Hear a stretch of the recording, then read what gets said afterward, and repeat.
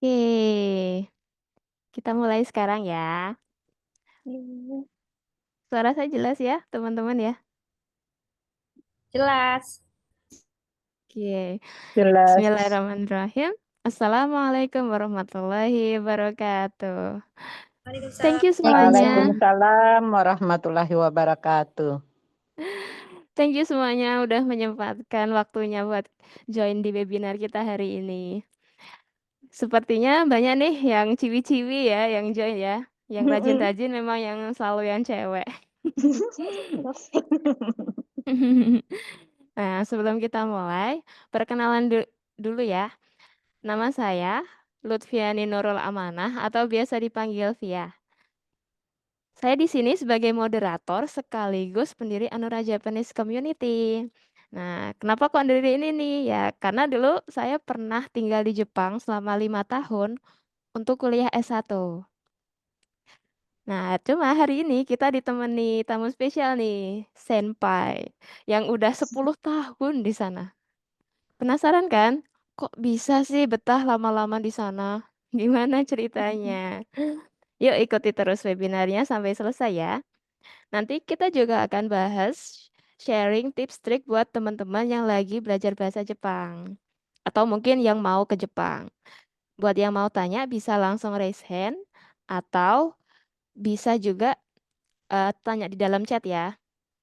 Nah buat yang raise hand nanti kita akan persilahkan setelah eh, nanti akan bisa on mic setelah kita persilahkan. Oke, mungkin begitu ya dari saya. Saya persilahkan waktu dan tempat buat tamu spesial kita, Kak Afifah. Siap. Dan semuanya makasih udah nyempetin datang di hari Sabtu sore ini. Aku mau coba izin share screen dulu ya, biar kita bisa. Share screen.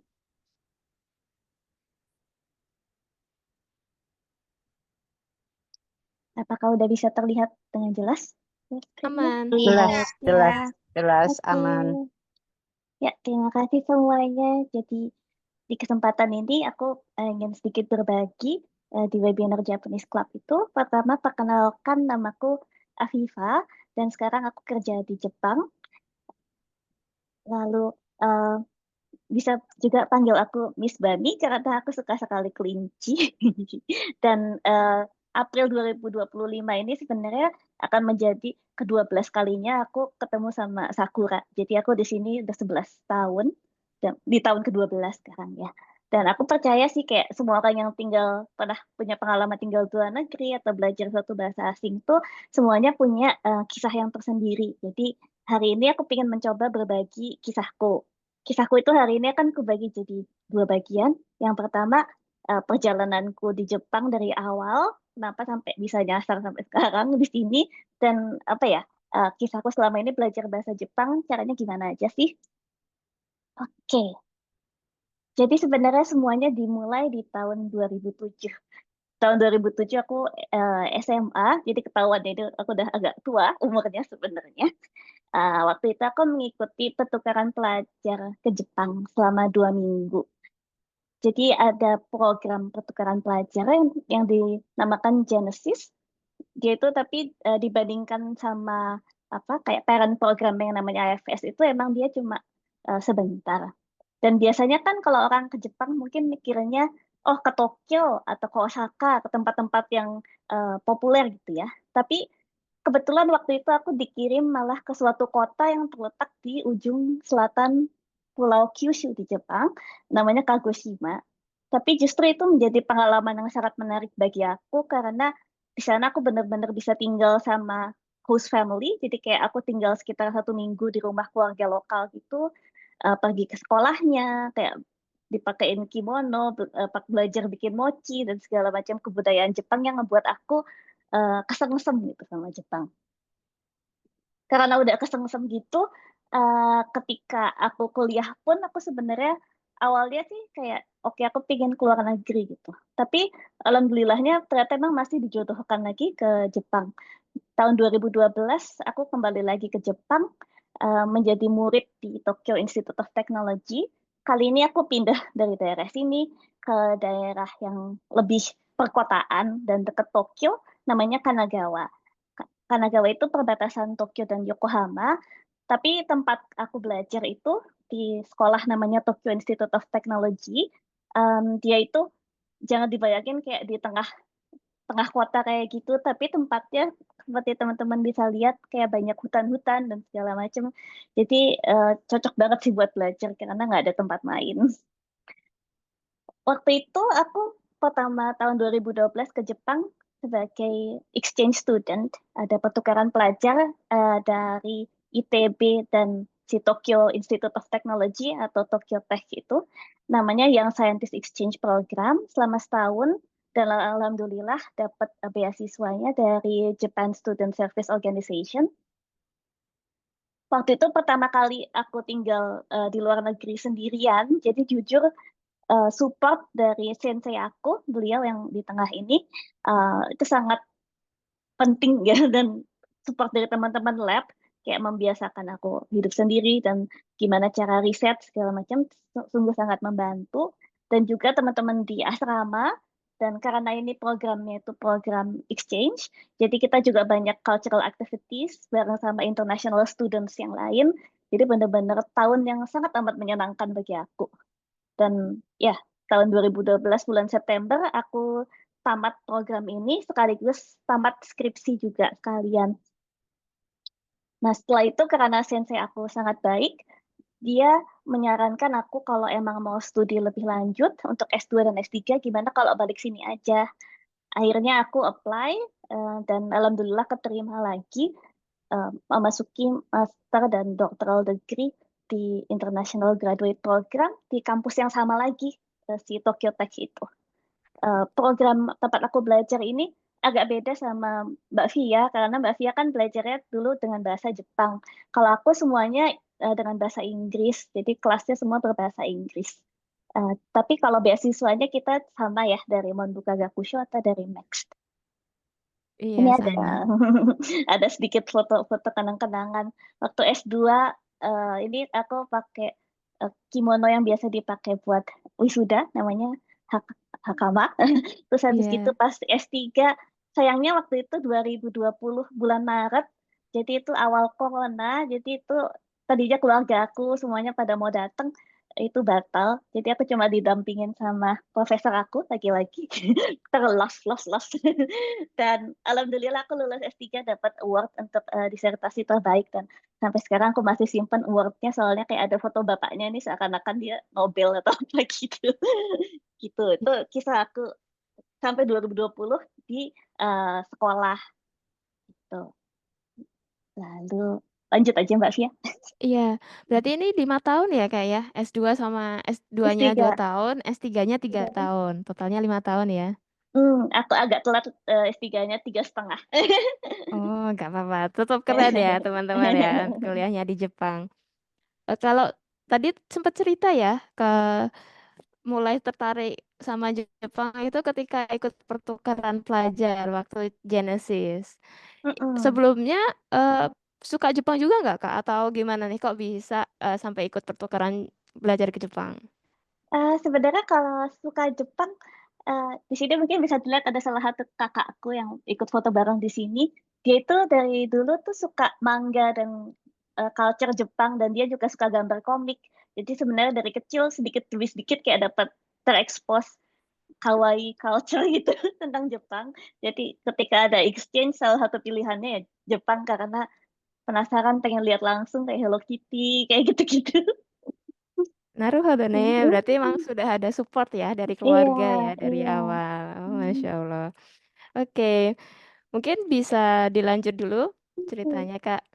Nah, setelah 2020, alhamdulillah aku lulus juga dan memasuki kerjaan yang pertama di dunia akademik. Karena emang sebenarnya eh, impianku itu menjadi dosen dan punya laboratorium sendiri kayak senseiku. Apalagi senseiku kan perempuan, tapi dia bisa berhasil di dunia akademik. Dan mamahku dan salah satu kakakku yang lain juga, mereka dosen. Jadi aku pengen. Pekerjaan pertamaku itu kebetulan pindah cukup jauh. Kalau Tokyo sekitar di daerah sini, aku pindah ke barat, namanya kota Okayama, dan kerja di Okayama University. Posisinya adalah asisten profesor, tapi yang 100% fokus ke riset. Jadi nggak ada tanggung jawab untuk ngajar seperti itu. Dan laboratoriumnya waktu itu cukup multicultural dan pemimpin laboratoriumnya juga orang Inggris. Jadi kebetulan waktu itu nggak terlalu pakai bahasa Jepang. Tapi waktu itu cukup bersyukur karena risetnya di sana sangat maju dan apa ya kayak belajar banyak hal yang baru. Cuman Hmm, ya ya itu biasanya kan yang saya tahu tuh kalau riset apa asisten profesor ya itu mm-mm. biasanya dari universitas yang sama ketika kita kuliah. Tapi Hmm, kalau untuk case-nya Kak Viva beda ya. beda karena kebetulan senseiku itu dia posisinya masih associate professor dan di tempat aku itu kayak apakah associate professor boleh punya asisten profesor itu kayak ngantri gitu sih ya. Jadi kalau belum terlalu senior belum dapat jatah. Ah, naruhodo. Jadi aku harus mau nggak mau cari keluar Hmm. gitu.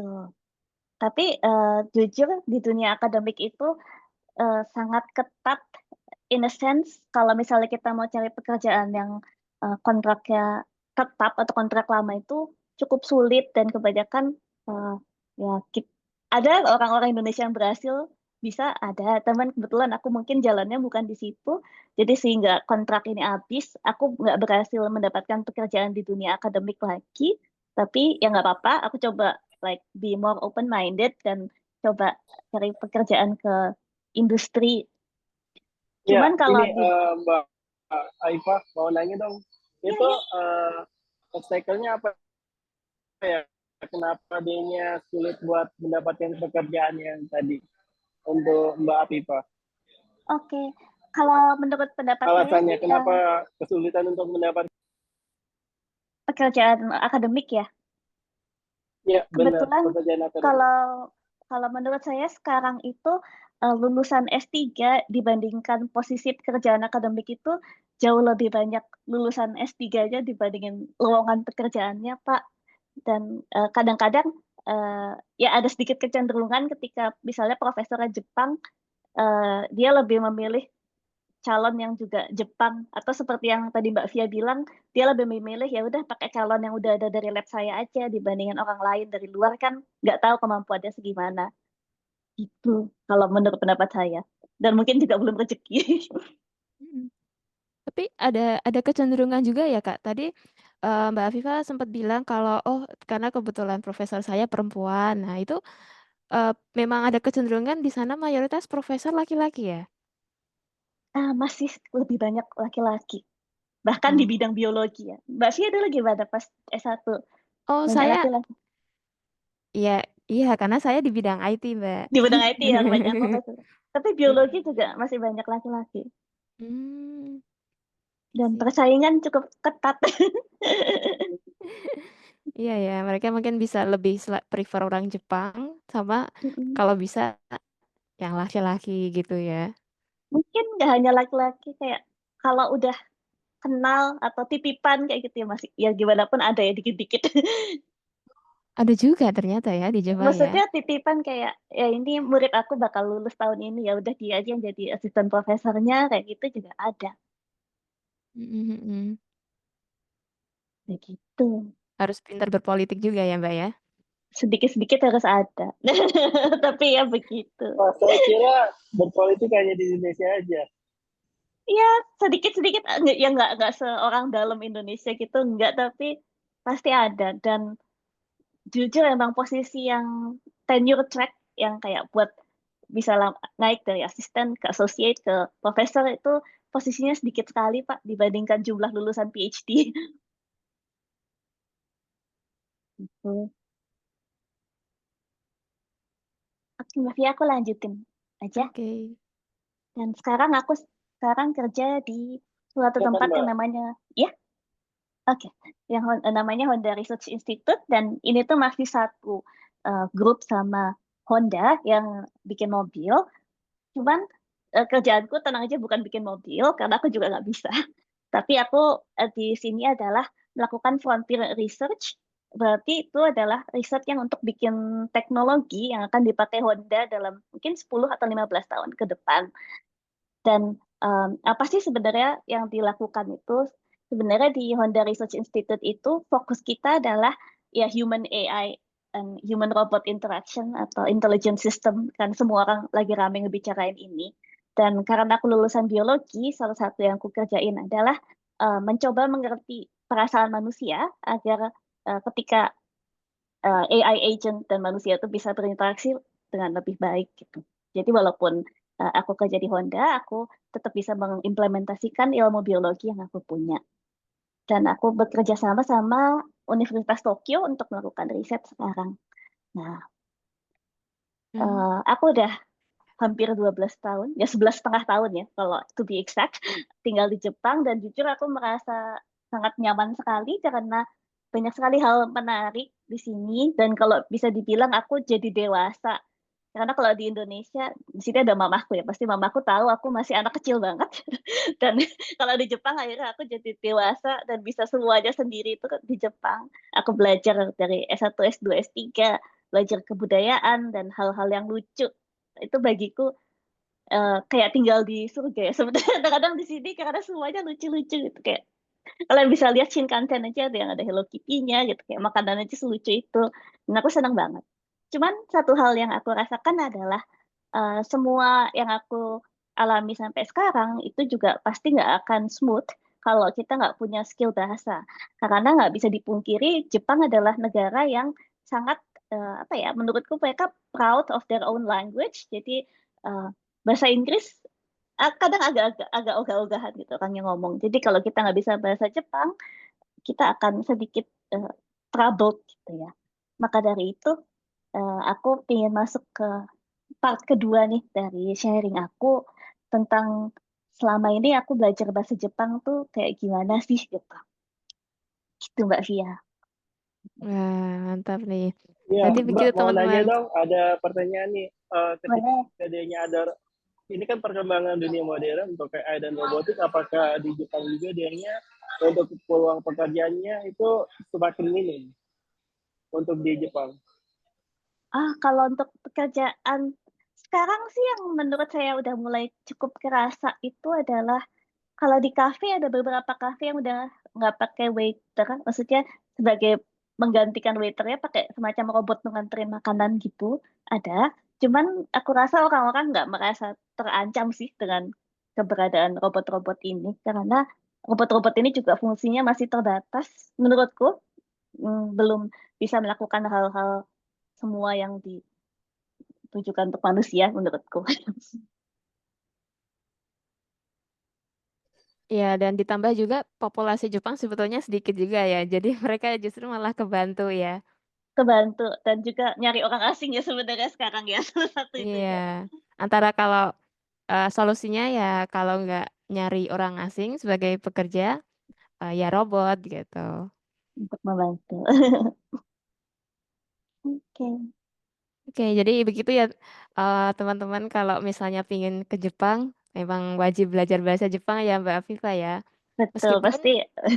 hmm, meskipun Itu untuk untuk awal-awal nggak harus langsung bisa ya. kalau Dulu untuk Kak Afifa IT awal-awal juga minimal enggak ya Kak ya. N berapa ya? Gimana, Mas? Kalau untuk IT minimal N berapa untuk bahasa Jepang kan? Kalau setahu saya kebanyakan IT paling minimal N3 ya. Mbak Fia mungkin juga tahu kalau teman-temanku banyaknya N3. Untuk bidang apa ya Pak? IT ya. Untuk bidang Bidang IT, benar Ibu. bidang IT yang penting memang kalau bisa komunikasi ya. Komunikasi itu N3. Nanti tetap kalau coding kan tetap eh, kiblatnya bahasa Inggris ya pusatnya. Jadi yang penting bisa komunikasi sehari-hari aja dengan atasan, dengan tim kayak gitu cukup N3.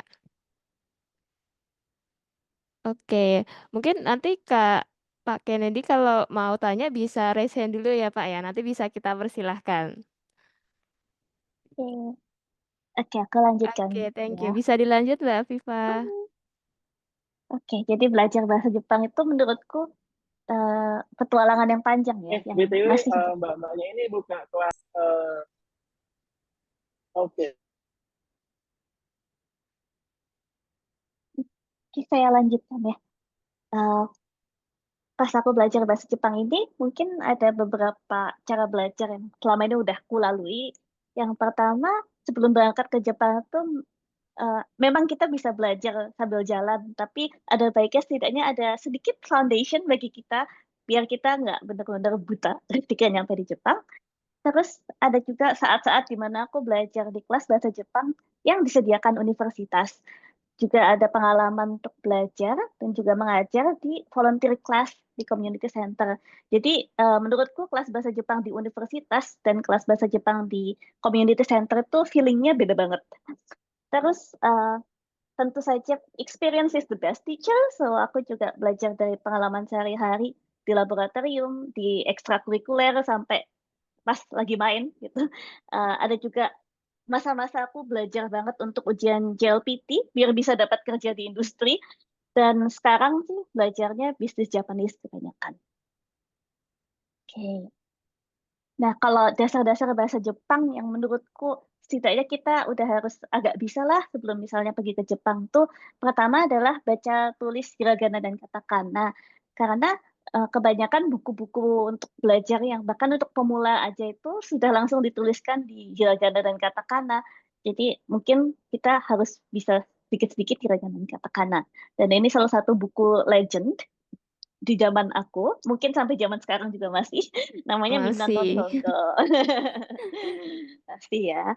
Terus habis gitu, mungkin biasanya bisalah sedikit-sedikit kita perkenalan diri, kayak nama kita siapa, dari mana, sekolah atau kerja di mana.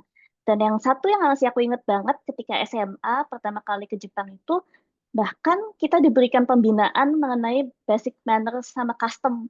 Jadi kayak kalau di Jepang misalnya masuk ke rumah orang harus copot sepatu nih, atau nggak boleh pakai topi di dalam ruangan nih, atau apa itu benar-benar diajarin. Di situ aku jadi ngerti bahwa oh di Jepang tuh sama kayak di Indonesia, apa ya, adat istiadat, unggah-ungguh itu emang sangat penting dan kita harus menghormatinya. Setelah itu aku udah sampai di Jepang nih ya. Aku belajar di kelas bahasa Jepang yang disediakan oleh universitas. Tapi di sini beda dari kelas-kelas yang mungkin Mbak Via dulu pernah sekolah bahasa Jepang intensif 1 tahun. Cuman kalau kelas yang aku ambil itu kelas untuk mahasiswa S2, S3 atau mahasiswa exchange. Jadi dia sifatnya tidak intensif, hanya 2 kali seminggu atau paling pol 3 kali seminggu. Karena kan mahasiswanya pertama belajarnya pakai bahasa Inggris, yang kedua fokus mahasiswanya untuk riset. Tapi di kelas itu juga sangat seru sih menurutku, karena isinya berbagai macam mahasiswa asing dan kayak misalnya orang Indonesia itu biasanya gurunya bilang kita listeningnya bagus, terus kalau ngomong tuh nggak takut, terus biasanya pronunciation-nya juga bagus, A, I, U, E, O tuh bagus. Kalau orang Barat tuh kan kayak ngomongnya kayak orang Barat gitu ya. Terus kalau orang Cina biasanya kanjinya pintar, tapi pronunciation-nya kurang kayak gitu macam-macam. Terus ini sekedar contoh aja sih kalau kelas di Universitas Jepang untuk mahasiswa S2 atau S3 kayak gitu. Biasanya yang paling normal kita kayak ambil regular course-nya dari level basic sampai hampir advance. Atau juga ada beberapa kelas, misalnya kelas kanji atau kayak gitu. Aku waktu itu berhenti di intermediate 6 kalau nggak salah, karena udah dokter itu kayak udah nggak sempat lagi untuk ambil kelas. Tapi kalau menurut aku, asal kita ikutin kelas ini seminggu 2 kali, itu tuh cukup banget bagi kita, biar kalau misalnya pergi keluar, jalan-jalan, belanja itu, semua tuh bisa gitu. Jadi kelas ini sangat membantu sih. Dan kalau misalnya kalian sekolah di Jepang, aku saranin ikutlah pasti kelas-kelas yang disediain sama universitas ini. Dapat SKS juga lagian. Oke. Terus selain itu aku juga pernah belajar bahasa Jepang dari volunteer class. Nah, jadi kalau volunteer class ini yang bisa ikut itu adalah semua orang asing yang tinggal di suatu kecamatan tertentu. Kecamatan ya bilangnya nggak tahu apa. Misalnya kecamatan Aoba ini ya, Aoba. Jadi semua orang asing yang tinggal di Aoba bisa ikut. Entah kamu mahasiswa, pelajar, ibu rumah tangga, atau pekerja, semuanya bisa ikut. Biasanya kelasnya itu weekend, pagi-pagi. Yang ngajar itu volunteer, jadi kadang-kadang kayak udah nenek-nenek, kakek-kakek gitu, atau tante-tante om gitu. Dan karena mereka bukan guru profesional, biasanya mereka itu kurang bisa bahasa Inggris juga, dan disitulah kita terpacu agar gimana pun bisa ngomong bahasa Jepang sama gurunya. Materinya lebih bebas dan kita kayak fokusnya ya percakapan gitu ya menurutku dibandingkan grammar. Jadi karena senseinya nggak bisa bahasa Jepang, nggak bisa bahasa Inggris, dan kitanya juga belum bisa bahasa Jepang, gimana pun kita harus mencoba interaksi. Jadi menurutku setelah belajar di kelas-kelas kayak gini, interaksinya tuh jauh lebih real dibandingkan di kelas yang di universitas. Dan suka ada kegiatan sosial atau cultural activities, misalnya kita pergi ke akuarium bareng-bareng, atau pergi upacara minum teh, atau kayak gitu. Jadi menurutku ini juga worth it sih. Terus selain belajar di community center, aku juga pernah mengajar bahasa Indonesia. Dan menurutku karena aku mengajar bahasa Indonesia ke orang Jepang dan pengantarnya adalah bahasa Jepang, itu juga merupakan tantangan bagi aku untuk gimana sih caranya mengajar dengan bahasa Jepang gitu. Dan itu cukup challenging lagi-lagi, cuman sangat seru.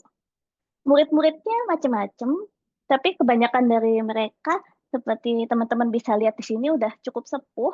Jadi mereka itu kayak orang yang kayak suka sama budaya Indonesia, terus ya udah pengen belajar gimana sih cara ngomong Indonesia gitu. Tapi ada juga yang misalnya mereka dikirim oleh perusahaannya untuk pergi ke Indonesia, kayak gitu. Itu salah satu pengalaman belajar bahasa Jepang dengan cara mengajar yang menurutku priceless banget sih. Tapi Mbaknya banyak ya pernah Kak ya.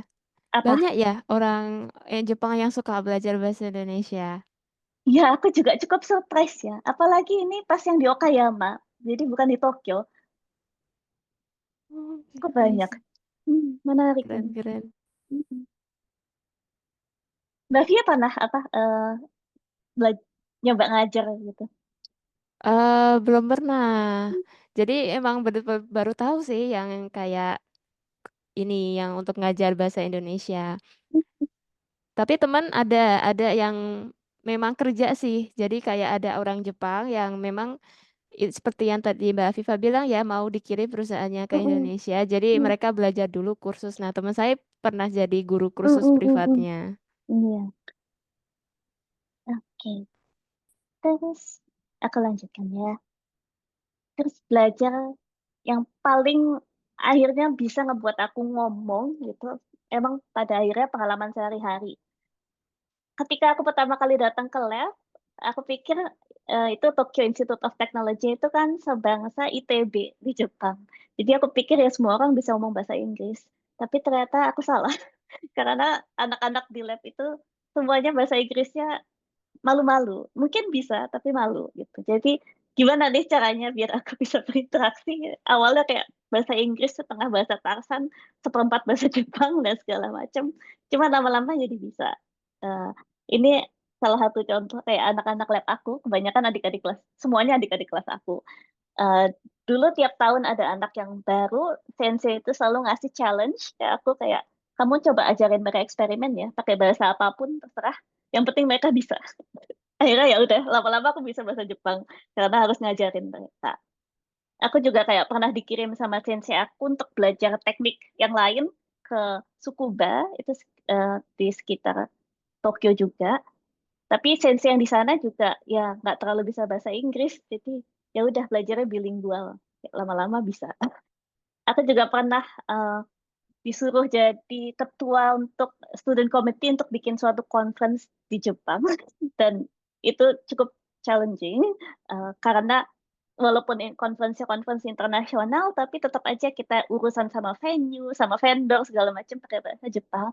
Jadi di situ aku mendapatkan real life experience. Jadi saranku sih kalau misalnya kita sekolah di Jepang terus sama sensei disuruh A, B, C, ya udah ikutin aja walaupun kita nggak bisa. Nanti lama-lama manfaatnya kerasa ke kita. Terus salah satu yang aku belajar adalah bagaimana melakukan scientific communication karena aku kebetulan saintis ya. Kalau misalnya aku pergi conference, pasti posterku bahasa Inggris. Tapi karena conference-nya di Jepang, kebanyakan orang Jepang kalau datang dijelasin dalam bahasa Inggris mungkin masih bisa. Tapi ketika mereka mau nanya, kadang-kadang mereka nggak bisa.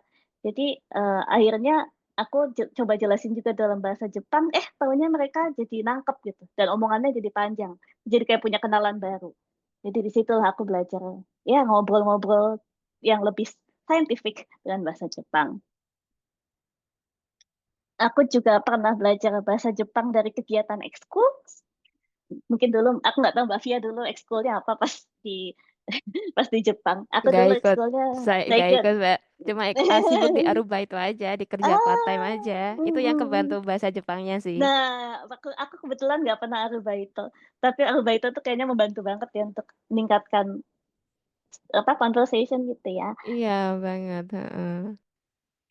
Dulu aku ikut orkestra, walaupun mungkin orang bilang orkestra kan berarti main musik gak ngomong dong, tapi sebenarnya sebenarnya kita ngomong gitu. Pertama mencoba mengerti si konduktornya tuh ngomong apa dengan bahasa Jepang, karena mereka nggak akan ngekondak dengan bahasa Inggris tapi dengan bahasa Jepang. Dan kita juga harus nanya kan kayak ke sebelah kita, kita mainnya udah sampai mana nih atau gimana gitu. Itu juga semuanya orang Jepang gitu. Tapi akhirnya aku jadi kayak punya teman-teman gitu. Ini kita yang satu grup sama-sama main biola, dan alhamdulillah dapat kesempatan konser kalau nggak salah 2 kali, dan aku satu-satunya mahasiswa asing waktu itu, dan pokoknya waktu itu seneng banget soalnya aku tetap bisa jalanin hobi aku dan ngerasain kayak oh gini nih kalau main musik di Jepang gitu. Terus kalau aku lagi seneng-seneng gitu misalnya aku tuh suka pergi ke salon, dan kayak appointment di salon tuh kan kayak cukup lama ya, jadi kadang-kadang kalau kita nggak bisa ngomong apapun sama mbak-mbak salonnya itu bakal krik krik krik banget kan. Dan akhirnya di situ aku mencoba deh lama-lama ngobrol gitu sama mbaknya, dan karena sesama cewek di situ tuh aku belajar cara gosip ciwi-ciwi gitu ya dengan bahasa Jepang kayak gitu. Dan ya akhirnya jadi teman akhirnya itu, karena kadang-kadang aku merasa eh, cukup sulit untuk jadi teman dekat dengan orang Jepang, dan anehnya malah aku dapat teman Jepang yang deket itu malah dari salon gitu. Mereka tuh kayak nailist aku atau hairstylist aku kayak gitu. Tuh. Oke. Nah, sekarang serius ya. Tadi juga ada menyambung dari pertanyaan Pak Kennedy ya kayaknya ya. Eh, aku juga sempat belajar yang cukup serius untuk persiapan ujian JLPT atau Japanese Language Proficiency Test. Hmm, dan tadi seperti dibilang ada N berapa itu ada 5 level dari N5 sampai N1. N5 yang paling gampang, N1 yang paling susah. Dan aku ikut JLPT ini adalah di saat aku merasa kayaknya susah nih bakal tetap di akademik. Kalau kamu kerja di akademik, biasanya emang nggak membutuhkan skill bahasa Jepang. Tapi kalau kita kerja di industri, memang skill bahasa Jepang itu mau nggak mau harus bisa. Dan kadang-kadang malah di persyaratannya udah ada kayak kami membutuhkan minimal N2 atau N3 kayak gitu. Menurut pengalamanku, melihat teman-temanku, kalau IT emang kebanyakan level N3 ya. Tapi kalau misalnya kita lebih kayak hmm, sektor apa ya yang lebih banyak ketemu customer atau kayak begitu, N2 atau N1. Dan sekarang aku kerja jadi scientist dan juga merangkap kayak project leader. Jadi emang aku ada hubungan dengan pihak-pihak luar. Di situ aku jadi harus bisa bahasa Jepang juga dan bisnis Japanese. Dan untuk saat ini aku tersertifikasinya N2. Ini ada sedikit foto-foto ketika dulu ujian. Kayak ujiannya tuh bener-bener pakai pensil 2B atau HB kayak gitu terus dibulet-buletin gitu. Terus susah ujiannya. Sama kayak mungkin teman-teman di sini ada yang ambil ujian kemarin bulan Desember. Sama di Indonesia juga pakai Apa? apa? Ya dibulet-bulet gitu pakai 2B. Kayaknya Mm-mm. seluruh seluruh dunia sama ya Iya, modelnya ya. iya. Terus nggak boleh bawa HP kan, jadi kita harus bawa jam ya apa biar tahu tinggal berapa menit lagi. Gitu bener-bener kayak ujian di SMA, SMP gitu. Iya. Oke. So, terakhir, ini yang sekarang lagi aku lakuin adalah karena aku memang harus deal dengan partners gitu ya, makanya harus bisa bisnis Japanese karena conversational Japanese and business Japanese itu cara ngomongnya memang berbeda gitu. Uh, untungnya kalau dari tempatku dan setauku banyak perusahaan yang cukup internasional selain Honda, kayak mungkin Toyota atau Nissan atau yang lain juga memberikan kelas bisnis Japanese gratis untuk pegawainya. Bisa milih paketnya kayak 10 kali sebulan atau 5 kali sebulan. Dan kelas yang kita ambil itu kebanyakan fokus ke interaksi yang dipakai di dunia bisnis. Misalnya mengenalkan kultur perusahaan di Jepang tuh seperti apa sih, bisnis mannernya seperti apa, kayak cara bertukar kartu nama tuh gimana sih, siapa dulu yang harus ngeluarin kartu namanya harus kamu taruh di bawah atau di atas, atau kayak gimana gitu. Semuanya dijelasin. Ini kayak sebagai contoh aja, ada kurikulum dari yang aku ikutin. Misalnya introducing yourself, karena mengintroduce yourself di uh, situasi bisnis dan kayak di situasi yang di kelas yang kita belajar pas masih beginner itu juga cukup berbeda. Terus kalau misalnya ketemu klien atau customer, gimana sih cara greetingsnya? Terus making small talks yang cocok buat di dunia bisnis tuh kayak gimana sih? Semua tuh diajarin satu-satu. Jadi kita ketika menghadap klien, kita tuh cukup representable lah. Tuh. Nah, itu tadi rangkuman dari cara-cara belajar bahasa Jepang yang selama ini aku lakukan gitu ya.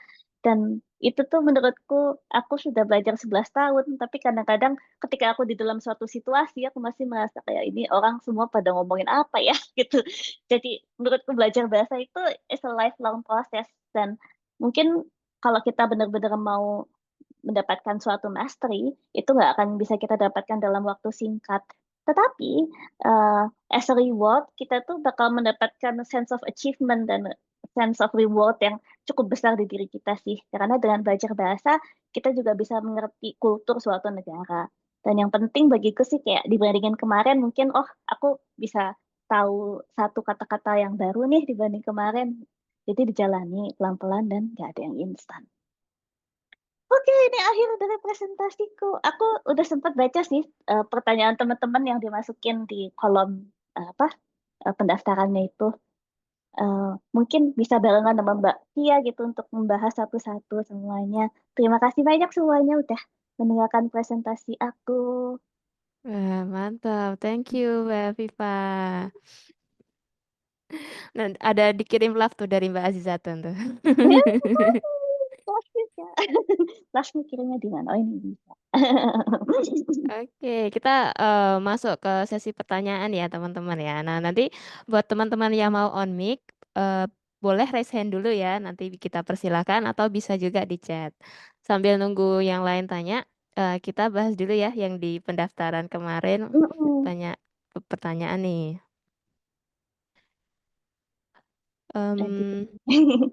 Mungkin dari ini ya, ada yang tanya sih, gimana bagaimana cara membangun dan meniti karir? Ada saran nggak Kak? Dari mungkin fokusnya di Jepang ya? Kalau ini berdasarkan pengalaman aku sih, salah satu cara yang mungkin juga kalau zaman sekarang udah agak berbeda sih. Tapi kalau menurut aku, salah satu cara yang menurut aku instan tapi prosesnya lama adalah kalau kita udah sekolah di Jepang, itu sebenarnya udah memberikan apa ya, kayak suatu gerbang utama gitu, kayak biar kita bisa ikut kayak job hunting dan segala macam seperti orang Jepang. Karena setidaknya pas masa-masa aku dulu job hunting masih agak susah buat apa ya, perusahaan Jepang untuk nerima orang yang langsung dari Indonesia gitu. Itu kalau untuk kerjaan yang kantoran ya menurut aku. Jadi itu adalah suatu gerbang awal sih menurutku. Kalau misalnya ada kesempatan bisa sekolah dulu, mungkin itu bisa sangat berguna sih. Iya ya, dan kalau misalnya bukan S1 apa S2, bisa juga melalui ambil Japanese class ya, Japanese school. Nah, nanti dari Japanese school biasanya antara 1 tahun atau 1,5 tahun, terus ambil JLPT. Nah, dari situ nanti baru tuh ikut job hunting ya, banyak ya, kayak ya semacam job fair sih, mirip kayak di Indonesia. Cuma semuanya bahasa Jepang gitu, semuanya perusahaan Jepang. Susah-susah gampang Oke, ya. Sekarang tapi udah lebih gampang ya jalurnya ya. Kalau apa sih Takutegino misalnya, itu mungkin Mbak Fia lebih tahu. Aku nggak terlalu ya banyak ada tahu. ada juga jalur Takutegino. Cuma memang Takutegino itu pekerjaannya bukan kantoran ya. Betul. Mayoritas memang lebih banyak di lapangan, entah itu bisa di di apa ya, pabrik makanan atau di pertanian. Nah, cuma memang mayoritas memang lebih gampang karena cukup JLPT-nya itu cukup N4 aja. Oke. Mm-mm. Bener-bener conversation ya sehari-hari. Iya, betul-betul masih basic aja. Jadi nggak harus N3, N2, nggak perlu tinggi-tinggi, yang penting punya N4 sama sertifikasi bidang. Jadi Hmm. untuk Tokutegino itu ada selain bahasa Jepang butuh semacam sertifikasi bidang khusus, misalnya untuk pertanian gitu. Jadi harus Hmm. tahu istilah-istilah pertanian dalam bahasa Jepang. Hmm. Seperti itu. Nah, teman-teman di sini mungkin boleh tahu dong siapa yang mau apa yang mau kerja di sana atau yang mau kuliah di sana, boleh nanti di chat ya, ditulis di chat ya. Biar kita juga tahu ya, ada bayangan. Oke. Nah, eh oh ya, ini ada pertanyaan menarik nih Mbak Hmm. Afifa. Suka dan duka dunia kerja di Jepang dengan kondisi minoritas sebagai Muslim. Hmm. Wah, alhamdulillahnya aku eh, sebenarnya selama ini cukup dikasih rezeki sama Allah karena selalu kerja di tempat yang multicultural. Jadi di sana orang-orangnya udah selalu terbiasa dengan keberagaman gitu ya. Dan misalnya ini aku belum merasa dukanya, aku bingung ya. Sukanya ya misalnya di tempat kerjaku sekarang Muslimnya tuh cuma ada dua, aku sama ada satu kayak guest engineer gitu. Cuman aku udah bilang kayak misalnya aku di ruang rapat atau gimana juga nggak apa-apa, tapi mereka tetap dari awal tuh bahkan saat wawancara udah menanyakan sepertinya kamu Muslim ya, terus nanti untuk sholat, untuk praying itu kayak kamu butuh dalam sehari waktunya kapan aja, terus kayak butuh tempat sebesar apa kayak gitu. Dan tapi kalau aku dengar dari cerita teman-temanku misalnya dia kerja di Hitachi gitu atau misalnya itu juga sama mereka tuh udah cukup aware ya bahwa kita Muslim gitu mempunyai kewajiban untuk menunaikan ibadah sholat di dua waktu zuhur dan asar yang masih jam kerja dan mereka udah accommodating terhadap itu kadang-kadang juga dikasih kayak multi purpose room gitu misalnya nggak hanya sholat ya ada yang agama lain melakukan apa juga bisa di situ jujur kalau duka sebagai Muslim alhamdulillah 11 tahun ini belum pernah merasakan diskriminasi apapun apalagi mungkin aku pas aku baru pakai hijab itu tahun 2021 22 malah jadi apa ya ketika sebelum pakai hijab kan lebih nggak ketara gitu ya kalau muslim itu lebih kayak orang juga mikir oh Asia Tenggara mungkin Filipina mungkin Indonesia mungkin Thailand jadi nggak terlalu kentara dan Jepang menurutku sekarang makanan halal juga udah makin banyak ya bahkan di kantin gitu ya makanan halal tuh udah ada terus menurutku sangat bersahabat sih. Kalau yang negatifnya aku masih belum kepikiran. Kalau Mungkin bisa Tasya barangkali ada mungkin bisa pengalaman. saya tambahkan ya, karena Betul-betul. mungkin yang agak beda experience dari saya sama Mbak Afifa itu saya udah berhijab gitu Ketika datang dari ya.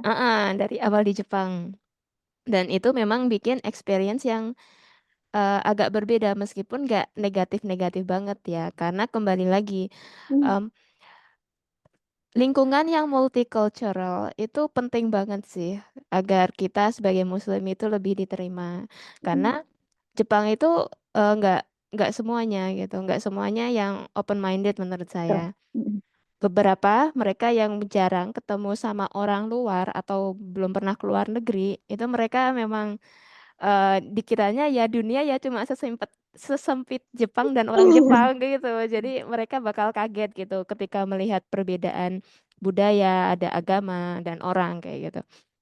Makanya itu eh, penting sekali sih buat teman-teman yang nanti buat mau kerja di Jepang atau kuliah untuk memilih lingkungan gitu. Kalau saya sih kita sama-sama di kota besar ya Mbak ya, di Tokyo hmm, gitu. Jadi banyak orang Indonesia juga, banyak negara lain. Nah itu hmm. rata-rata orang Jepang yang di sana biasanya mereka udah Udah, lebih open minded gitu. Tapi kalau yang di desa, di daerah betul, betul. harus siap-siap lah, harus siap-siap ketika ketemu sama orang Jepang kok kayak gini. Maksudnya ya bakal muncullah pertanyaan-pertanyaan aneh kayak kenapa kok nggak boleh makan ini, kenapa nggak boleh Nggak boleh minum minum ini, ini. gitu-gitu. Iya, harus siap-siap aja. Tapi overall orang Jepang itu baik sih, jadi nggak pernah sampai mengganggu ya, atau Betul. ngebully yang sampai mengganggu gitu, nggak pernah. Jadi mereka punya yang menurut saya bagus adalah mereka punya prinsip buat eh ap- jangan jangan sampai merepotkan orang lain. Misalnya, Itu kerasa banget. Jadi insya Allah kalau gangguan aman sih untuk Muslim, nggak bakal nggak separah yang di negara Eropa atau Amerika gitu. Amerika ya. Gitu. Oke. Ada pertanyaan di chat. Oh Sangat menarik. boleh. Budaya tidak ikutan minum sake. Hmm, kalau memang kalau di tempat saya sih kebetulan juga eh, pertama karena kita orangnya multicultural dan sekarang makin banyak orang nggak minum karena berbagai alasan. Misalnya kesehatan atau misalnya dia ibu-ibu atau apa gitu ya. Jadi kalau di tempat aku setidaknya kita nggak minum sake atau alkohol itu eh, tidak apa-apa. Tapi kalau ini kan prinsip orang berbeda-beda ya. Kalau aku masih misalnya di satu meja ada yang minum sake, tapi aku minumnya Coca-Cola, itu tuh nggak apa-apa gitu. Tapi mungkin ada orang yang mungkin merasa kayak, oh lebih baik saya tidak satu meja dengan bosnya atau bagaimana gitu. Dan kalau untuk perusahaan-perusahaan yang lain mungkin masih lebih kental ya. Karena Honda yang tempat aku berada ini kebetulan eh, toleran banget dan kita jarang pergi minum-minum kayak gitu, jarang. Jadi alhamdulillah nggak apa-apa gitu. Dan ya gitu. Kalau Mbak Fia dulu pengalaman pas pas di kuliahan juga, apalagi di kuliahan ya kayak lebih lebih bebas. Yang satu mau minum apa kita minum apa, semuanya sih nggak apa-apa sih menurutku. Iya, kalau untuk budaya minum itu sih sebenarnya menurut saya kembali lagi ke masing-masing orang ya. Ada orang yang terlalu sensitif dan merasa nggak enakan. Ah, Jadi akhirnya karena terlalu nggak enakan, terus ya udah deh nggak apa-apa deh gitu misalnya. Tapi oke. overall orang Jepang sendiri mereka itu tidak pernah memaksakan. Paling ya cuma ditanyain aja kenapa kok nggak boleh minum kayak gitu, atau ya cuma bercanda diajak gitu lah. Mm-mm. Kayak kodomo gitu, kayak anak kecil gitu Anak nggak bisa kecil minum. minumnya jus, jus jeruk Iya. gitu. Tapi overall nggak ada masalah sih mereka. Untuk agar kita nggak ikut-ikutan minum itu nggak apa-apa. Em, meskipun biasanya kalau ada acara-acara minum-minum kayak gitu, rata-rata harus ikut karena itu biasanya event kebersamaan gitu kan, Betul. untuk biar keakraban lah gampangannya Mm-mm, kalau di mm-mm. Indonesia. Jadi event keakraban di Jepang itu memang perusahaan minum-minum sama karyawan sama bosnya, tapi kita nggak usah ikut-ikutan, nggak masalah. Sama yang kadang-kadang aku merasa eh, karena ini sih, ini ini juga agak lucu sih. Misalnya eh, kita nggak minum nih, tapi di dalam menunya itu Nomi Hoda itu apa sih, all you can drink, itu ada alkoholnya. Tapi kita terpaksa bayar harga yang termasuk Sama. alkohol, padahal kita nggak minum. Tapi ya udahlah gitu.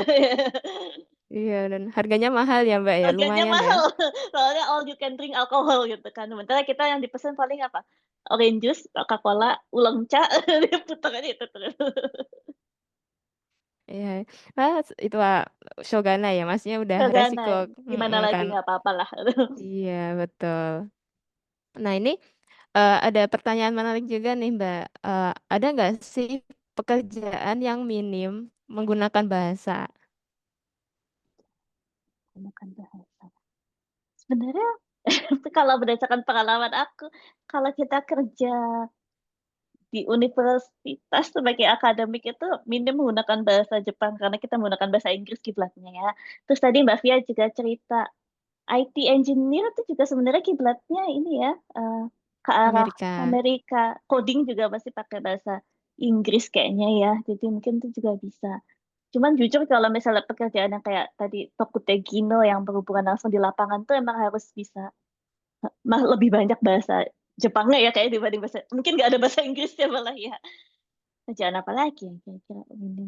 Iya, dan biasanya itu perusahaan Jepang yang multinasional ya, Iya betul. yang bisa full bahasa Inggris. Kayak contohnya Kak Afifa juga di Honda ada beberapa bidang yang memang cukup pakai bahasa Inggris aja nggak apa-apa ya Kak, kalau nggak salah. Betul. Ya, sebenarnya official language perusahaan aku itu bahasa Inggris. Cuman kalau misalnya mau lebih cepat dalam misalnya ke admin segala macam pakai bahasa Jepang. Tapi officialnya bahasa Inggris. Jadi sebenarnya kalau di tempat aku bahkan ada yang nggak ikut ujian JLPT sama sekali itu banyak.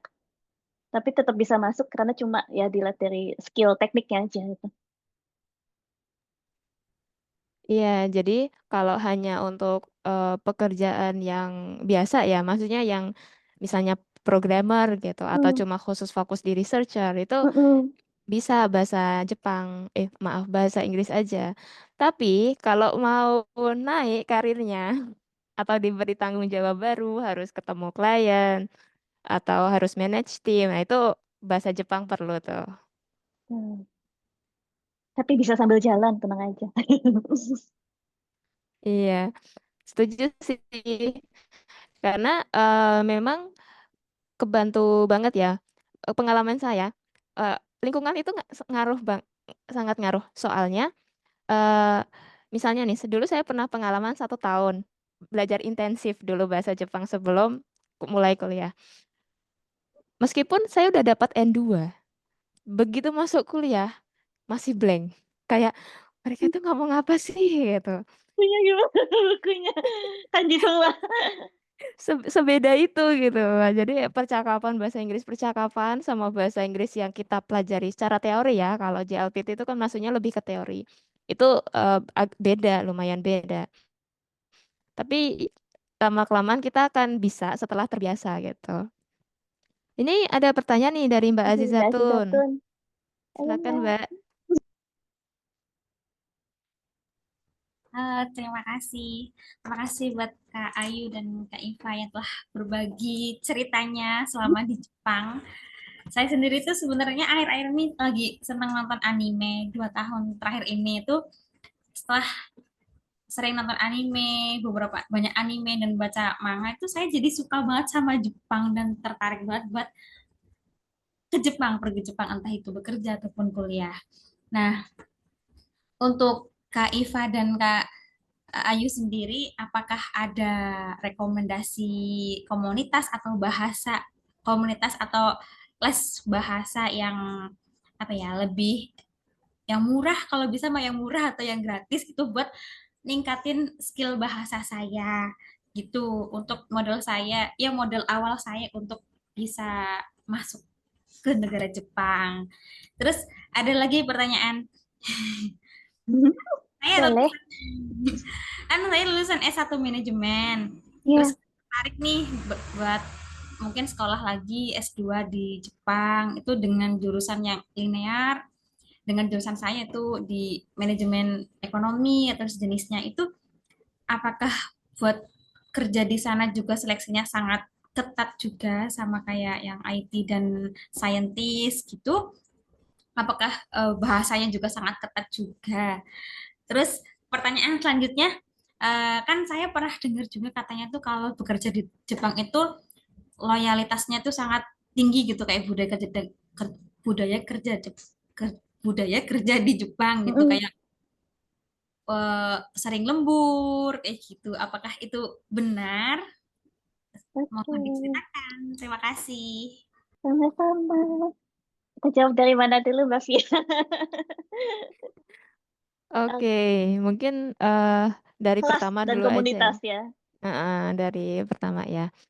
Nah, untuk kursus atau belajar bahasa Jepang itu sebetulnya banyak ya kalau kita mau nyari ya di Instagram, di website. Tapi kalau yang misalnya yang cari yang gratis-gratis itu ada pastinya. Memang kita yang harus lebih aktif. Jadi kemarin nih saya nemu menarik nih ada yang di grup ada di Twitter ya. Sebentar, saya buka dulu ya. Jadi kalau untuk belajar bahasa Jepang. Ada aplikasi-aplikasinya yang memang recommended. Untuk buku sendiri, pakainya Minano Nihongo. Nah, lagi sama kayak buku yang aku rekomendasiin. Legend itu emang. Itu tuh bener-bener dari tahun 1990-an ya. Sampai sekarang masih kepake itu buku. Tunggu itu. Jadi emang apa? Karena ini juga sih bukunya itu udah lama kan. Jadi kita kalau mau nyari yang gratisan, versi-versi PDF gratis itu masih banyak. Tapi kalau buku-buku Jepang yang terbaru susah dapatnya. Misalnya mau belinya harus di Jepang dan harganya mahal. Satu buku itu bisa sampai 100 300.000 ya Mbak ya. bisa tergantung bukunya. Tergantung bukunya. Tapi rata-rata memang seharganya di sekitar 2.000 sampai 3.000 yen. Atau bahkan Hmm. ada yang 5.000, 500.000. Jadi memang buku belajar bahasa Jepang itu semahal itu. Tapi yang mudah diakses, itu ini Minano Nihongo.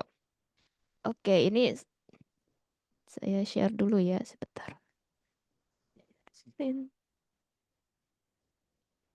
Nah, ini nih. Oh iya, yang tadi malam ya kita Iya, yang tadi ngobrolinnya. malam. Ini abaikan aja Gratisan ya semua untuk nih ya. centang-centang. Tapi Itu ini yang udah lengkap nih, verified. lumayan lengkap. Karena yang saya centang ini dari 10 tahun yang lalu, bahkan 15 tahun yang lalu, itu saya udah pakai ini dari NHK Jepang. NHK Hmm, Jepang itu website dari NHK. televisi ya. Heeh. Awal mulanya aslinya memang televisi, tapi mereka menyediakan website untuk belajar bahasa Jepang bagi pemula. Nanti teman-teman bisa nyari untuk Japanese language NHK Japan. Terus untuk hiragana katakana itu ada aplikasi namanya Kana Memory Hint.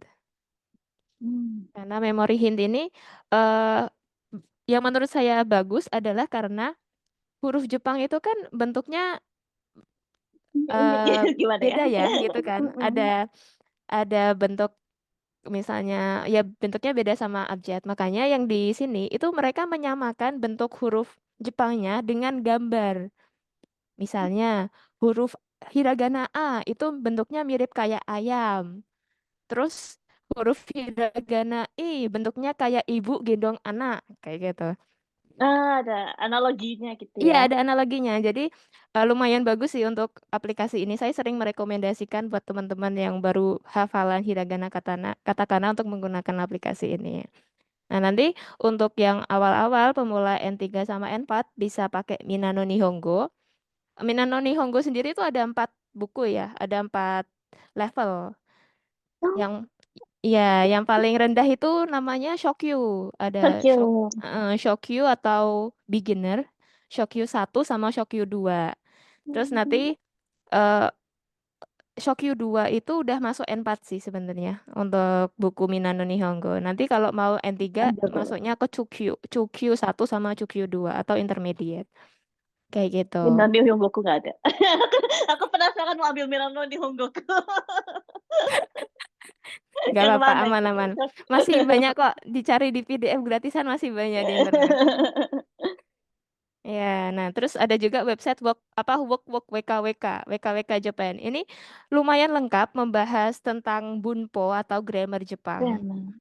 Jadi kalau teman-teman misalnya belajar dari NHK Jepang, NHK itu lebih fokus ke percakapan sih, percakapan sehari-hari.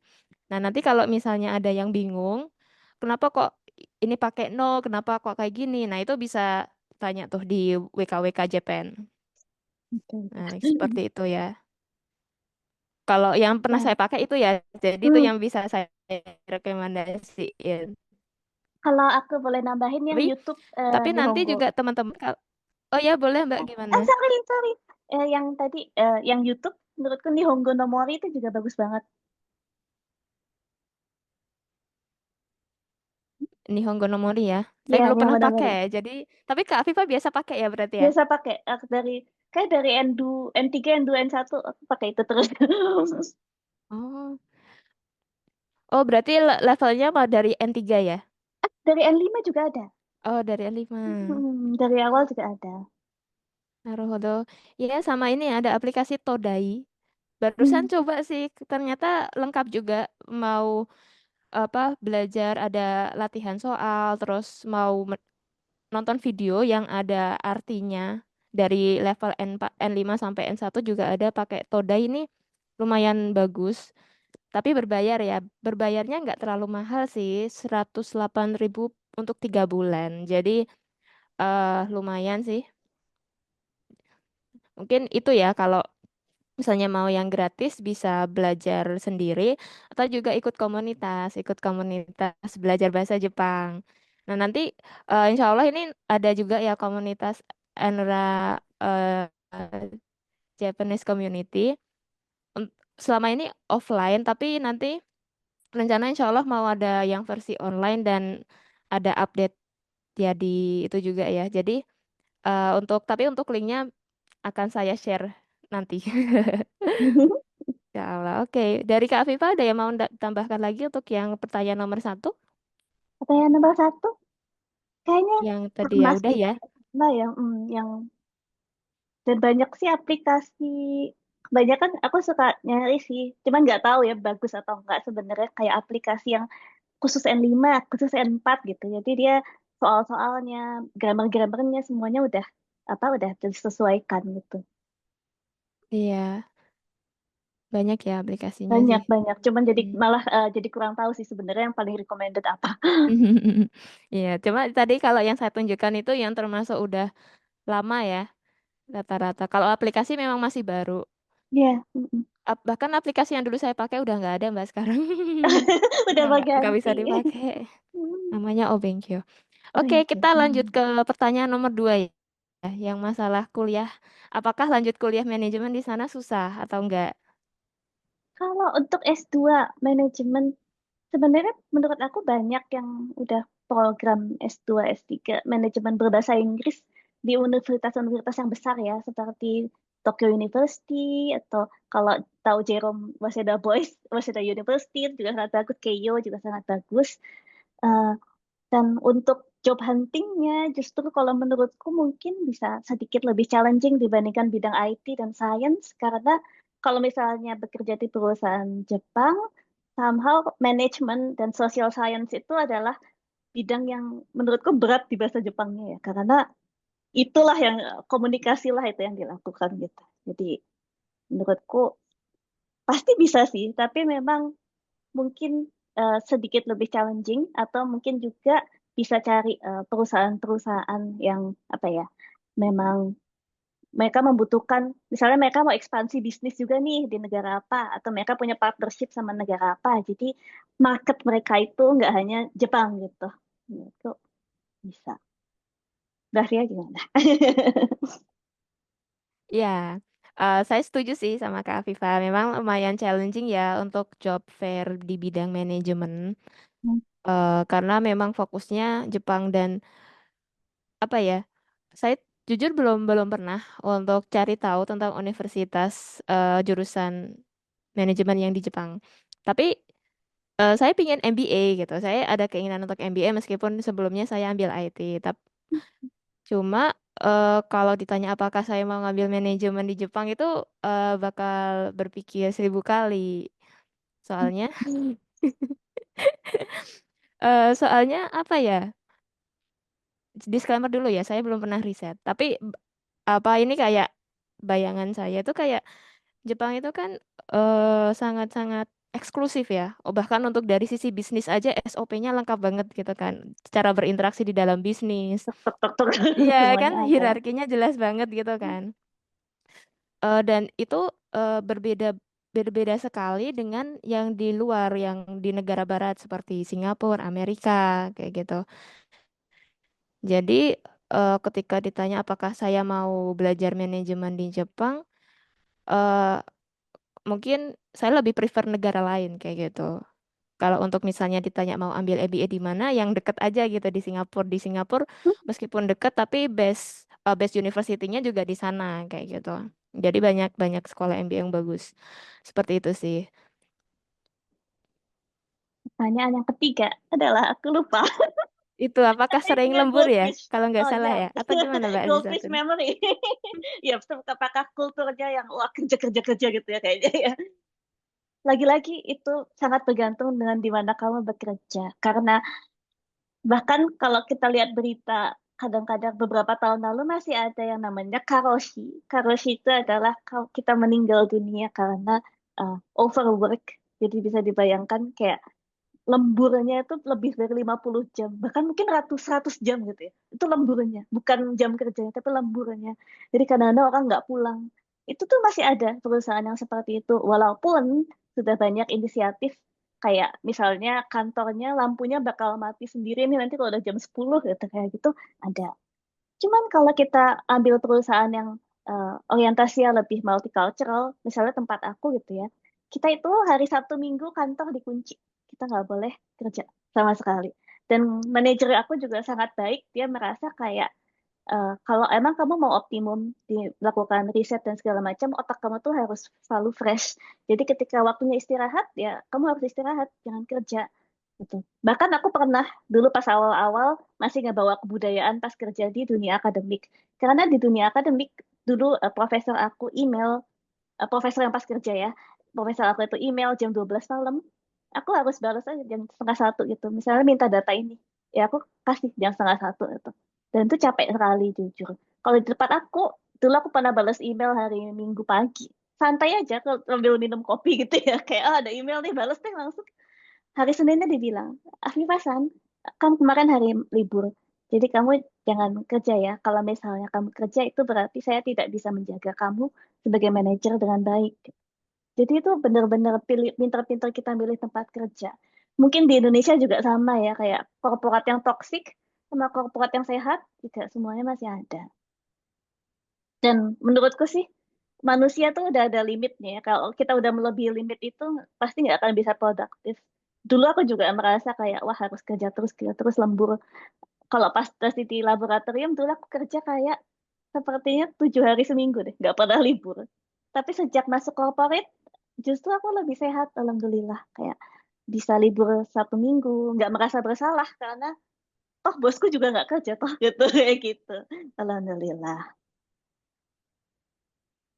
Iya, betul. Jadi memang kembali lagi ke culture perusahaan masing-masing ya. Makanya buat teman-teman yang buat mau kerja di Jepang, memang pastikan benar-benar riset gitu tentang perusahaannya. Entah dari cari tahu dari orang dalam gitu kan, tanya-tanya gimana sih kerja di sini kayak gitu. Beberapa perusahaan yang besar kayak Honda, terus Rakuten itu mereka memang sudah mulai menerapkan work-life balance kayak gitu. Jadi Betul. emang betul-betul diketatin biar biar gak lembur di weekend atau semacamnya kayak gitu. Oke, mungkin semoga itu udah menjawab ya Mbak Azizatun ya, atau ada follow up pertanyaan lagi? Terima kasih sudah menjawab sekali. Sama-sama. Iya, sama-sama. Masya Allah Mbak. Afifah ada kayak orang Jepang ya. Iya, Amin. Serius. iya. Masih aja kayak banget. Kelamaan ini aku. Settingannya udah berubah. Mbak Tema. Tapi kawaii kok, kawaii. Iya. Iya. Oke, teman-teman yang lain ada yang mau tanya?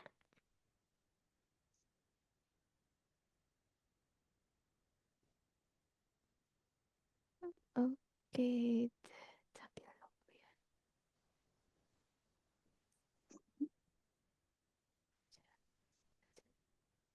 Oke, nih ada pertanyaan nih Mbak. Kayak durasi belajar bahasa untuk ambil sertifikat. Hmm, itu juga menurut aku sangat bervariasi dengan cara belajar kita ya. Kalau aku dengar dari ceritanya Mbak Fia nih ya, Mbak Fia itu dulu 1 tahun belajar sudah dapat sertifikasi N2 yang aku baru dapatkan setelah 10 tahun belajar. Tapi kan cara belajar masing-masing itu berbeda-beda ya. Kalau emang kita intensif, menurutku mendapatkan sertifikasi N3 dan N2 dalam 1 tahun itu sangat mungkin ya, Mbak ya. Setuju nggak? Oke, mungkin saya perlu disclaimer dulu. Disclaimer. Tapi bukan Jadi hanya Mbak Fia kok. Temanku juga banyak. Yang apa N2, N3 dalam 1 tahun Nihongo Gakko. Iya, jadi sebetulnya tuh saya ketika di Jepang, Hmm. sebelum berangkat ke Jepang itu udah ambil N4 dulu. Hmm. Iya, jadi memang untuk kemampuan bahasa Jepang bukan yang nol-nol banget lah. Hmm, Saya hmm, hmm, udah tahu hiragana katakana, udah tahu beberapa kanji dan bisa untuk percakapan basic lah kayak gitu. Karena misalnya kenapa kok ambil N4 gitu kan, padahal saya sendiri S1 ya biar gampang dapat beasiswa Pak, sih waktu itu hmm, niatnya. Meskipun sebenarnya beasiswa saya max ya sama kayak Mbak Afifa, cuma yang punya saya yang untuk S1 itu nggak wajib hmm, buat orang IPA, kan IT itu IPA ya, untuk ambil JLPT N4.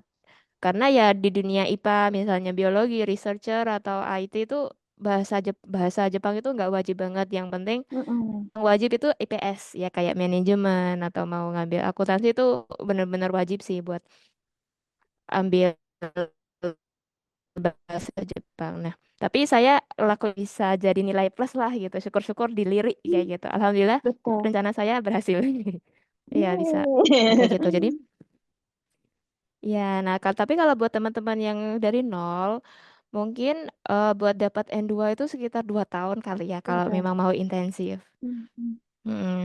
Jadi 1 tahun itu N4, 1 tahun N4, habis itu tahun kedua baru lanjut ke N2. Jadi JLPT itu nggak harus urut ya teman-teman ngambilnya. Hmm. Jadi bisa lompat.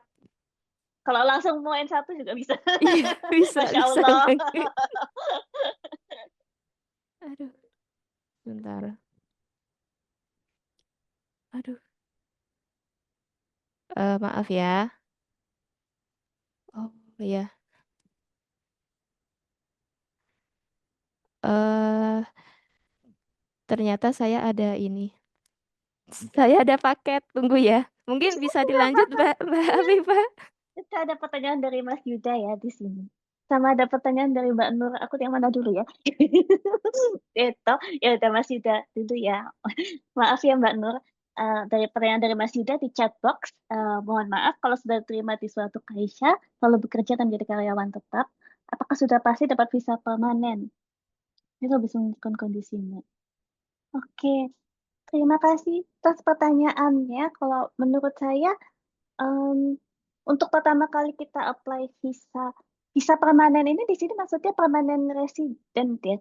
Kalau permanen resident itu ada persyaratan bahwa kita tuh harus kerja terlebih dahulu di Jepang paling tidak, saya lupa sekitar paling tidak 5 tahun kalau nggak salah. Jadi kalau seperti ini bekerja di engineer Denki, mungkin visanya visa engineer yang biasanya dapat sekitar 5 tahun eh, visa dan setelah itu bisa mengajukan untuk permanent resident. Itu menurut saya. Apakah pertanyaannya cukup menjawab pertanyaan Mas Yuda?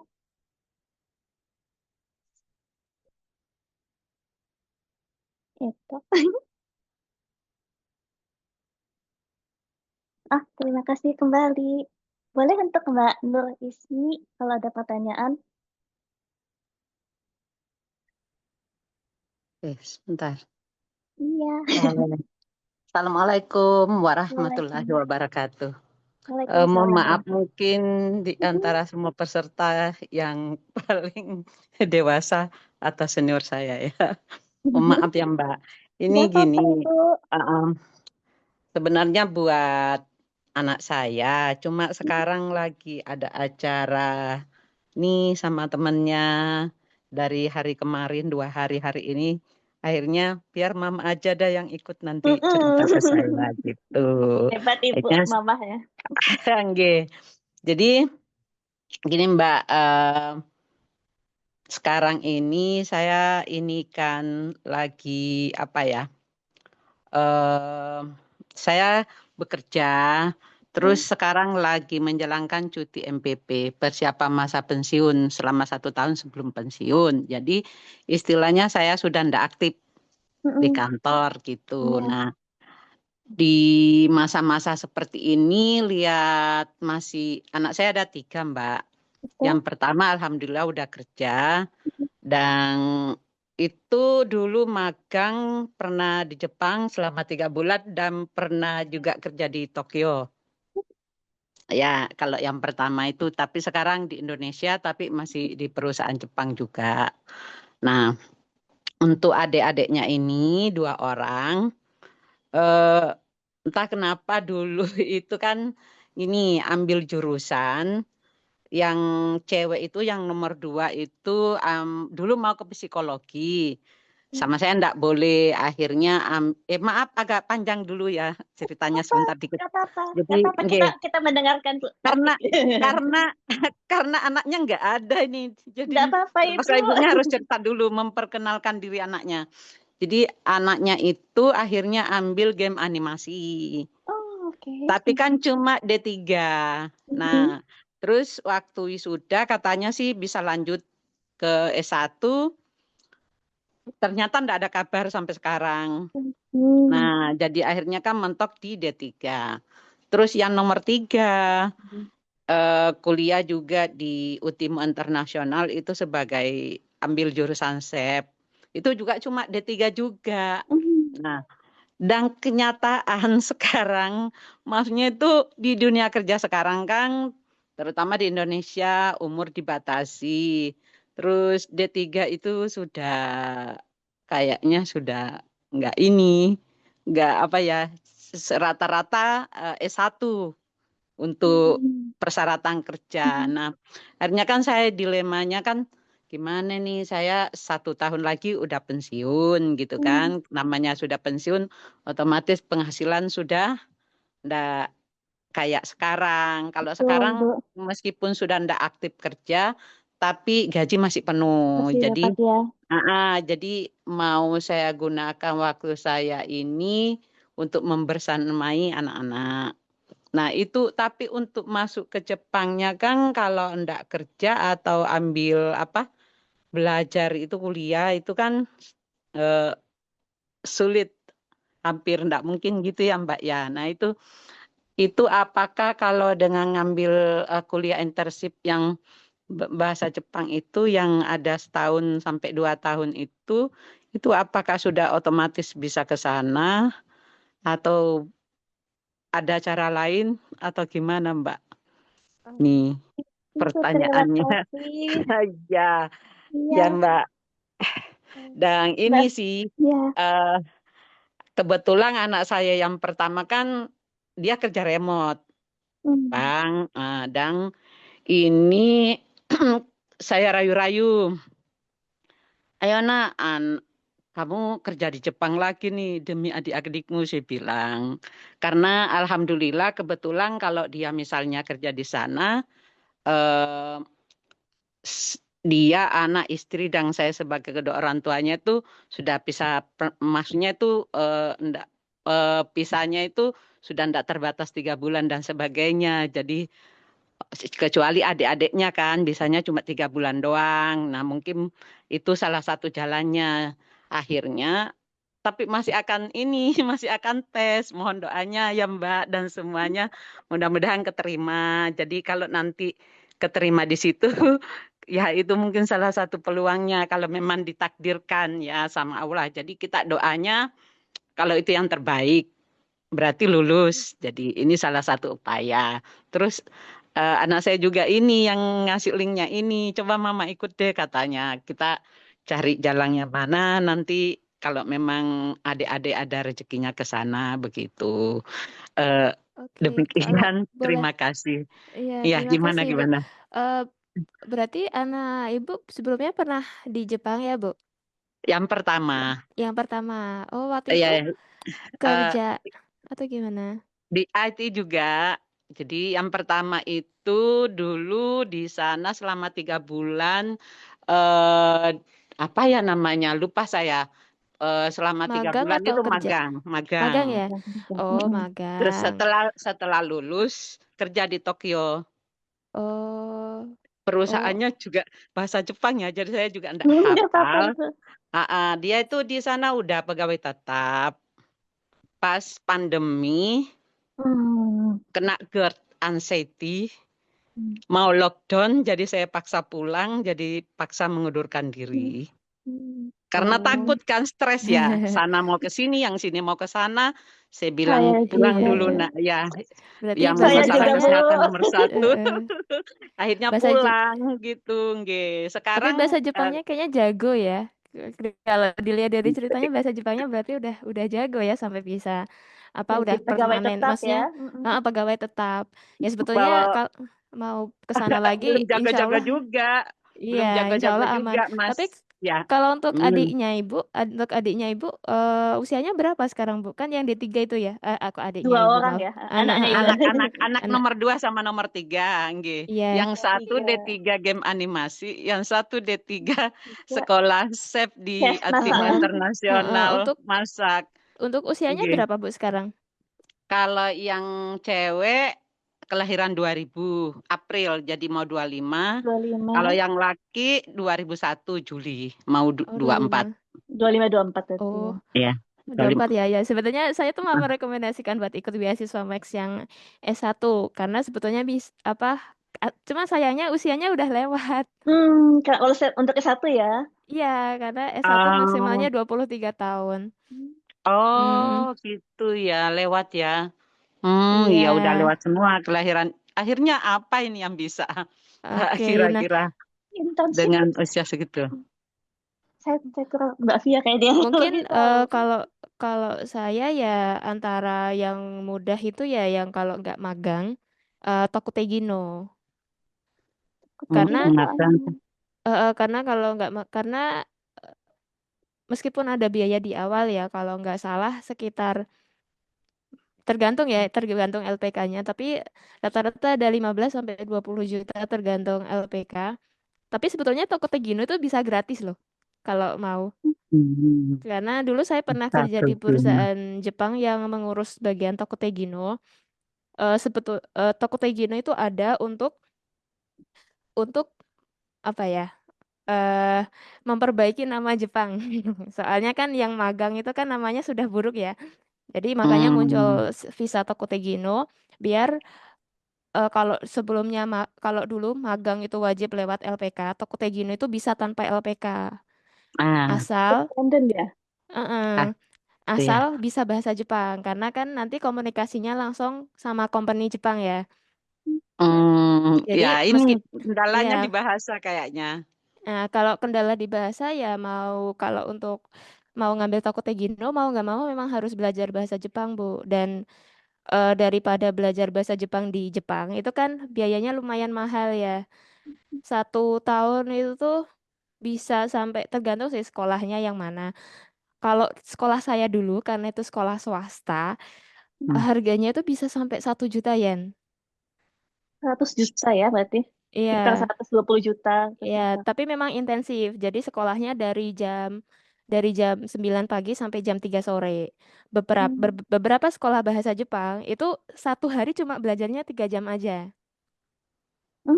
Oh, Hmm. kalau Itu ambil yang itu berarti bisa masuk ke Jepang ya, Mbak? bisa. Jadi memang nanti visanya Oh, visa pelajar. Cuma kalau misalnya mau belajar bahasa Jepang di Jepang, kan berarti harus lewat itu ya, daftar dulu sekolah bahasa, habis itu baru datang ke Jepang. oh, Ya nanti biayanya bakal ada biaya hidup, biaya pesawat, Hmm. terus juga biaya sekolah. Jadi Walah. lumayan mahal. Nah, kalau saran saya nggih. lebih baik belajar bahasa Jepang sampai N4 di Di Indonesia. Indonesia. Hmm. Habis itu baru eh, ambil Tokutegino atau peluang ke Jepang yang lain kayak Oh, gitu. di Indonesia di mana, Kak? Banyak kok Bu kalau kursus bahasa Jepang. Kalau kalau Ibu sekarang domisilinya di banyak mana Ibu? online. Kan Ibunya domisilinya di daerah mana Ibu? Oh, ini Lumajang, Lumajang. Jawa Timur. sekarang banyak yang Online online ya. kok Bu. Heeh, Oh, nggih, banyak nggih, yang nggih. online. Jadi harganya Baik, juga lebih terjangkau juga Mm. kalau mau seperti itu. ya, Ini mungkin ya, seperti itu ya, ya Bu ya. nggih, nggih. Ya, jadi itu ya, kalau misalnya di Indonesia lebih ini ya Mbak, lebih lebih murah ya. Tapi mohon doanya ya, anak saya keterima. Kan kalau ikut ke sana sama anak saya yang pertama kan bisa menghemat biaya. nebenglah di apartemennya gitu kan, jadi mengurangi biaya gitu. Mungkin Amin. mohon doanya Amin. mudah-mudahan Ya, keterima ya Mbak Amin. ya. amin. Semoga ya dapat Kalau yang terbaik ya, Bu ya. amin, amin. Kalau enggak ya cara yang kedua itu yang online itu. Nah, Iya. ya terima kasih banget loh, bersyukur banget bisa ikut seminar ini. Ya, Terima kasih sama-sama Ibu. banyak Mbak Iva dan Ayu, mudah-mudahan ilmunya semakin berkah. Amin. Makasih. Terima kasih Makasih. banyak. Oke, ini Assalamualaikum. Waalaikumsalam warahmatullahi. Yang di chat udah dijawab tadi ya Mbak ya? Yang Sudah. pertanyaan. Udah ya? Sudah. Oke. Oke, ini udah jam 17.30 teman-teman. Pas ya. Pas sekali ya. Mm-mm. Masya Allah. Terima kasih. Lumayan antusiasmenya anu Iya. banget ya Mbak ya. Keren sekali. Nah, eh mungkin sebelum saya tutup ada kata-kata dulu nggak dari Mbak Afifah? Mungkin ada Wah, tambahan dulu. ini gak nyiapin. Mendadak. Ya pertama semuanya terima kasih udah sama-sama kita sharing ya di sore-sore ini, kayak padahal ini hari Sabtu sore gitu ya, tapi teman-teman semuanya pada nyempetin datang. Dan mudah-mudahan sedikit yang aku ceritain itu bisa bermanfaat, dan pengalaman aku dan pengalaman Mbak Fia. Dan alhamdulillah senang ya, pertanyaannya juga cukup menarik nih ya, kayak Bagus-bagus seperti ya. teman-teman udah punya tujuan yang pasti gitu. Ada yang emang pengen kuliah misalnya lanjut manajemen di Jepang, ada yang udah alhamdulillah udah keterima di Kaisha di Jepang, ibu juga, Ibu Nur Ismi tadi untuk anaknya ya, hebat banget ya ibu ya, demi anaknya ikut seminar seperti ini. Ya, Masya Allah. Semoga Emang kita bisa ketemu lagi di kesempatan yang lain ya. amin, insya Allah. Amin ya rabbal alamin. Oke, Mungkin terima kasih ya teman-teman buat yang tanya. Oh iya, ada Mbak Azizatun. kata-kata pakai bahasa Jepang. Oh, 皆さん、今日来ていただいて、本当にありがとうございました。私も、そんなに、まだすごいなこととかはまだやらないんですけど、一応私少しやったことをみんなに教えられるくらいは、とても楽しみです。よろしくお願いします。では、udah kayak Jepang beneran ya, udah iya, kayak orang iya, Jepang iya. beneran ya. Masya Allah, Hai. terima kasih ya Mbak Afifa dan teman-teman semuanya udah menyempatkan waktunya dan semangat gitu ya ikut sampai selesai. Semoga apa yang kita bahas hari ini bermanfaat ya. Amin. Bisa tambah pencerahan bayangan di Jepang kayak gimana. Amin. Insya Allah Jepang aman lah untuk Muslim, nggak Untuk ada masalah Muslim. besar. Yang penting emang kitanya aja kita yang bisa kuat, teguh atau ngikutin arus gitu. Mm-mm. Udah lebih ke Mm-mm. situ aja. Oke. Boleh nih kalau tidak keberatan sering-sering adain kegiatan seperti ini. Nanti kita bikin grup aja ya. Nanti saya japri satu-satu ke teman-teman kayak tadi saya japri linknya. Biar kita bikin satu grup bareng-bareng. Mau tanya apa aja boleh sama saya atau Kak Afifah.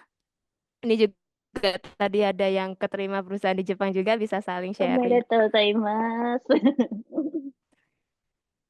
はい。それで、今日も誠にありがとうございました。じゃあ、ではまた。Assalamualaikum warahmatullahi wabarakatuh. Dadah. Waalaikumsalam warahmatullahi wabarakatuh. Ubur-ubur ikan lele Asik, lebih asik. menarik Cakep. Gimana ikut lagi aku nanti kalau ada lagi. Ya. Assalamualaikum. Waalaikumsalam. Saya kelas ya. Waalaikumsalam warahmatullahi wabarakatuh.